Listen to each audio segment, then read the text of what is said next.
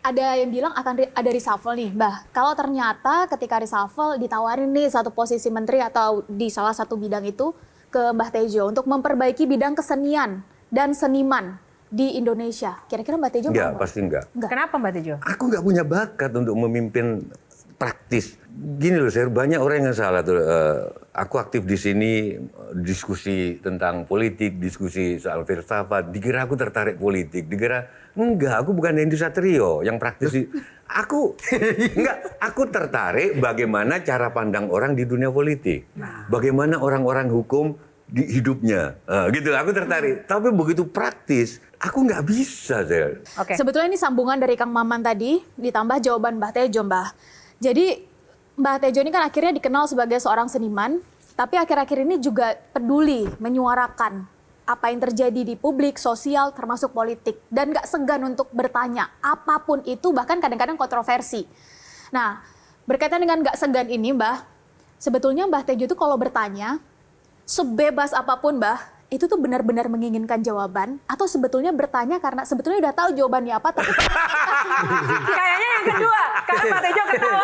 Yang kedua, ya kan? Ya udah nggak usah dijawab, udah tahu, udah biar kita tahu. berpikir gitu loh, Mbak. Pikir dong, ini masalahnya tuh begini. Saya bantu jawab yang kedua itu pilihannya, karena sudah dijawabnya kan, Mbak?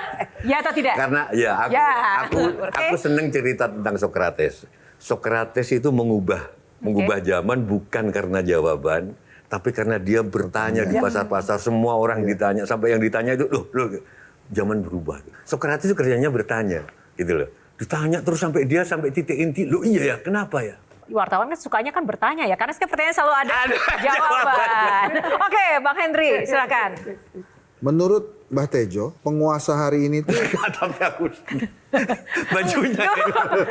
Tuh. Aku agak merasa bersalah, aku yang dalang harusnya pakai itu gitu loh. Sementara itu aja sih. Ini menghormati Mbak Tejo loh, saking cintanya Tapi aku sama Mbak jadi Tejo. merasa nggak enak gitu loh. Yuk. Silakan.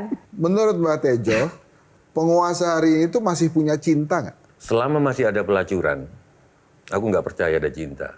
Karena setiap laki-laki merasa bahwa itu bisa dibeli.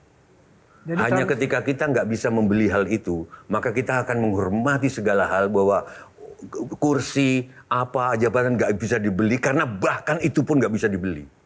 Selama kita masih bisa, itu bisa dibeli. Teman-temanku yang gituannya beli, rata-rata menganggap semua hal bisa dibeli. artinya politik kita masih transaksional kan? Transaksional. Kenapa aku menolak mau ditawarin apapun? Saya beberapa kali dihubungi. Jujur aja, tapi nggak usah aku sebut namanya, termasuk waktu pemilihan gubernur Jakarta zaman Fauzi. Tuh aku dihubungin untuk jadi ini. Dari awal nggak mungkin aku jadi pelaku praktisi. Hidupku ini jadi begawan. Hidupku jadi ulama dalam pengertian ulama baca lah kira-kira. Di dalam wayang sudah dijelaskan, chaos goro-goro itu terjadi bila ulama sama umaroh udah jadi satu. Harusnya pesantren berdikari, gereja berdiri sendiri, tidak di bawah pemerintah, tidak jadi satu. Kalau nggak saling mengontrol. Pesantren yang jelek itu cuma pesantrennya Gusmus, buruk banget. Berarti nggak menerima bantuan dari pemerintah sama sekali kan. Yang lain-lain bagus-bagus, sorry to say. Dari mana duitnya? Dalam arti wujud fisiknya. Dari fisiknya. Oke. Jelajahi cara baru mendapatkan informasi. Download Metro TV Extend sekarang.